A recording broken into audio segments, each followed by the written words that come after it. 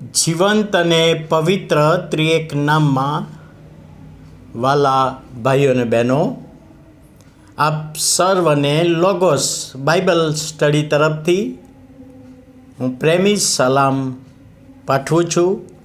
અને આજે 2025ના વર્ષનો 121મો દિવસ, 1 મે 2025 અને ગુરુવારનો આ નવો દિવસ આપણા જીવનોમાં પ્રભુએ બતાવ્યો માટે પ્રભુનો ખૂબ આભાર માનતા પ્રભુના નામને ધન્યવાદ આપીએ છીએ.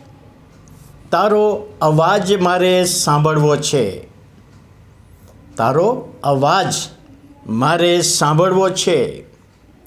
ડૉક્ટર બિલી ગ્રાહમ જેવો મહાન પ્રભુના સેવક અને દુનિયાના જુદા જુદા દેશોમાં ક્રુઝેડને માટે તેઓ સેવા કાર્યને માટે જતા હતા. હવે છેલ્લા દિવસોમાં, પાછલા દિવસોમાં એવું બન્યું કે તેમના પત્ની એમને લકવાની અસર થઈ. બરાબર તેઓ બોલી શકતા નહીં, પથારીવશ હતા અને માટે કેટલાક દેશોમાં તેમણે ક્રુઝેડને માટે જવાનું ટાળ્યું.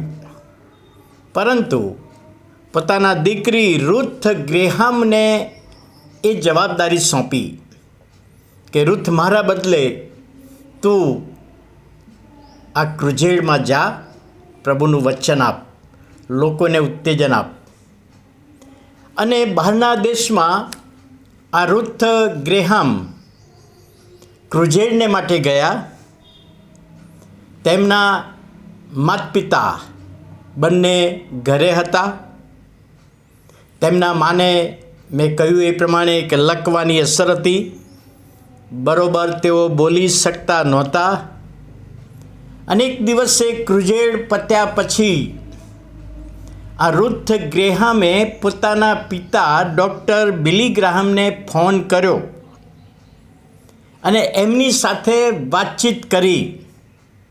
તારી મિટિંગો અને ક્રુઝેડ કેવી ચાલી રહી છે, કયા સબ્જેક્ટ પર તું વચન આપે છે, કેટલા લોકો આવે છે, કેટલા લોકો પ્રભુની પાસે આવ્યા, અને આ બધા પ્રશ્નો સંબંધી તેઓ ચર્ચા વિચારણા ફોન પર કરતા હતા.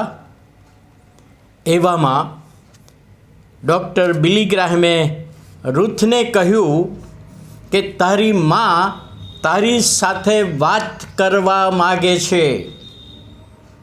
તારા મધર, તારી મા તારી સાથે વાત કરવા માગે છે.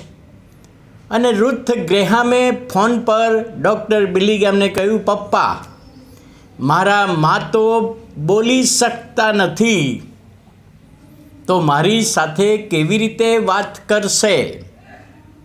તેમને તો બોલવાની તકલીફ છે અને મારી સાથે કેવી રીતે વાત કરશે? અને જ્યારે બિલી ગ્રાહમે આ ફોન રૂથના માને આપ્યો ત્યારે રિસીવર હાથમાં લઈને કહ્યું, બેટા, હું તારો અવાજ સાંભળવા માગું છું. ભલે હું બોલી શકતી નથી બરાબર, પણ તારો અવાજ તો હું સાંભળી શકીશ. હું તને પ્રાર્થનામાં યાદ રાખીશ. તારો અવાજ મારે સાંભળવો છે. યોહાનની સુવાર્તા 10મો અધ્યાય 3જી કલમ, ત્યાં પ્રભુ ઈસુએ ઘેટાં સંબંધી શિષ્યોને જણાવ્યું.